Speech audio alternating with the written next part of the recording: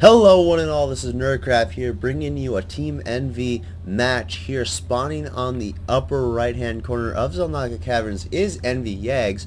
His opponent here spawning on the lower left hand corner, our Terran player, the green GTOmax.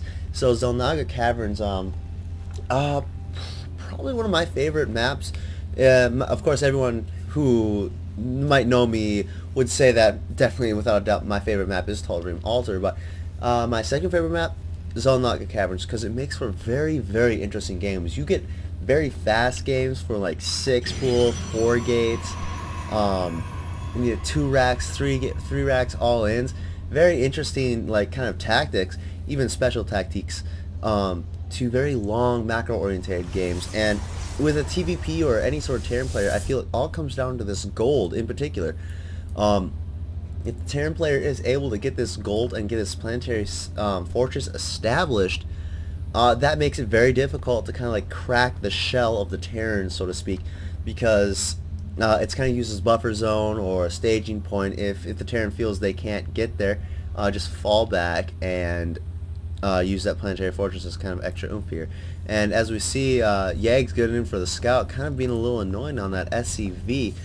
But of course, with the great macro that he has, he is going to not lose his pro by the looks of it, and Max is just going around trying to take him out.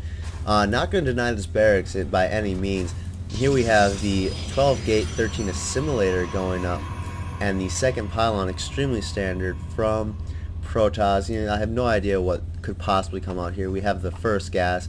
This could be indicative of some sort of early tech lab, maybe 2 racks, 3 racks, stim or conch shell timing.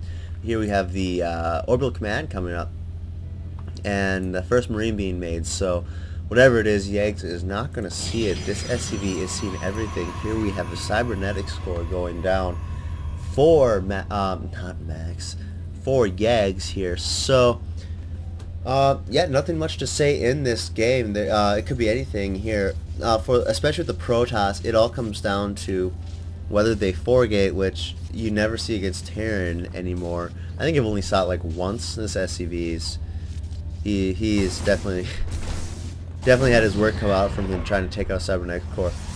Oh, actually, wait, over here. Looks like we have a reactor coming down and a factory. This is interesting. Looks like there could be some sort of Hellion play. Mass Hellion, very powerful, very powerful, I would definitely say. And yeah. And YaegZ is going to get the scout on it. He is definitely going to see that factory. This Marine, poor Marine, his one job was to stand on this ramp and kill any sort of Protoss unit, anything blue, essentially. And he failed at that. You know, he's going to be in front of his higher-ups at the court-martial saying, your one job was to prevent anything from seeing this factory, and you failed. What do you have to say for yourself, soldier? And he's going to be like, sir, I'm sorry, but I have only 6 damage at 5 range with .86, with only .86 weapon speed, taking into account the Protoss shield as well as the probe's speed. You know, I could not have, you know, he'll be, I don't think he'll be saying stuff like that. One thing for sure, though, that's going to be the Marine that's sent in to scout whether there's Colossus or not. Of course, he's going to find like 6 of them. Tech Lab coming down here as well as the Starport, so looks like no Hellion play is going to come down at all. Banshee instead, and here we have YaegZ. He went for his expansion while I was just rambling on about Marines and court-martials. And a 3-gate Expo, extremely standard, very safe build for any Protoss player. Everyone would agree. I would hope so, at least.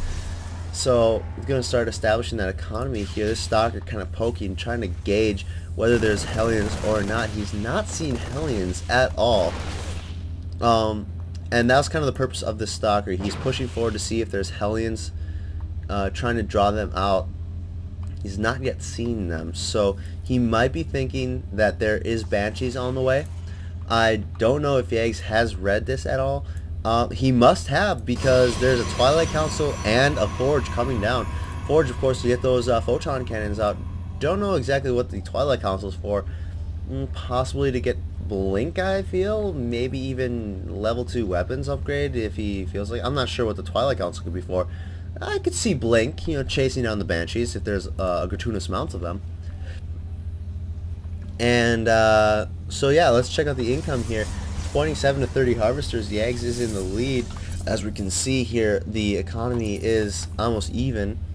But once, surprisingly, we have a great interception here from the Stalker. This confirms that there are Banshees.